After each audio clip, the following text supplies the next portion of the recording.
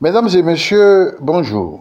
Je suis heureux de vous retrouver en ce premier dimanche du 9e mois de l'année en cours, toujours avec le même plaisir pour le partage de la réflexion hebdomadaire après le temps de repos. Un premier dimanche du mois qui coïncide merveilleusement bien avec le jour de l'an dans les territoires de la Guinée-sur-Mer, en pays guéminant. Ce 1er septembre 2024, sur le calendrier grégorien, qui s'est imposé à l'ensemble des pays du monde depuis le XVIe siècle avec le pape Grégoire XIII, n'est pas le seul que toutes les cultures observent. Il en existe d'autres qui sont en vigueur pour des usages religieux ou traditionnels.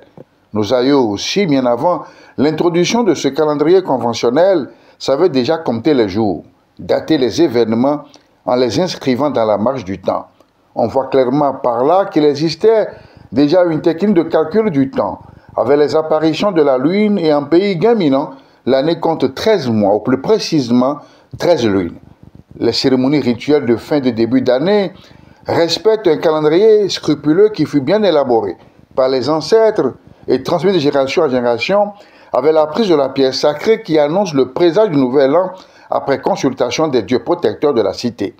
L'épistémologue togolais Fabien Akakpo, dans son ouvrage « La science des traditions africaines », a relevé dans ses recherches que ce calcul du calendrier à partir de l'observation du ciel et de l'océan, avec des prévisions du temps, du climat, constitue un savoir intellectuel qui peut servir la science.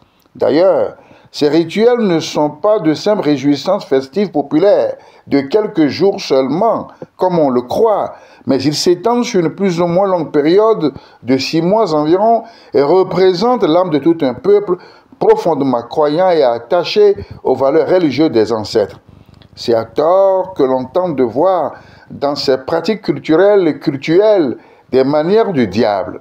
L'univers gain est peuplé d'une quarantaine de divinités qui contribuent chacune en ce qui la concerne au bien-être du peuple.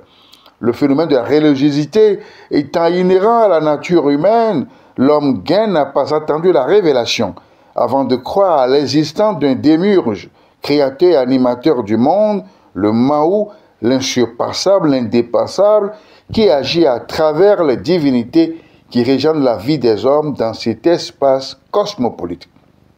En effet, dans ces territoires de la Guinée-sur-Mer, qui longent les côtes du golfe de Guinée, incluant fleuves et lagunes, et d'autres cours d'eau encore à l'intérieur de ces espaces, il y a plusieurs composantes, plusieurs dénominations d'habitants, venus d'horizons différents certes, mais ayant en partage certaines identités remarquables. Les mêmes pratiques religieuses, adoration des dieux et des ancêtres, les mêmes modes de vie, de langue parlée, avec quelques déclinaisons pour faire la différence et une extraordinaire variété de célébrations identitaires qui constituent une richesse impressionnante du terroir.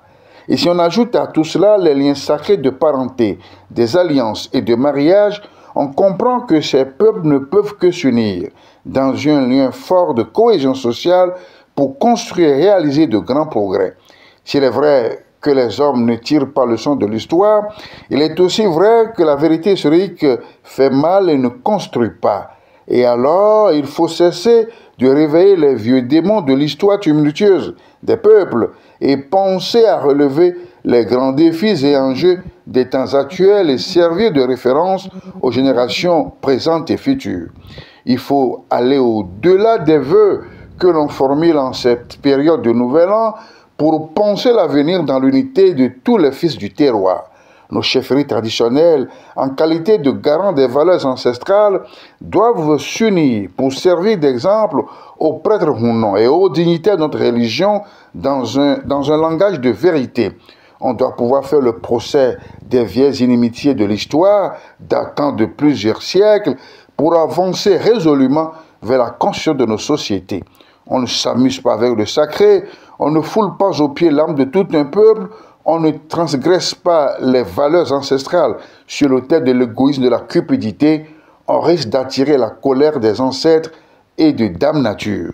Que ce nouvel an en pays guéminant soit plus porteur de bonheur et de prospérité.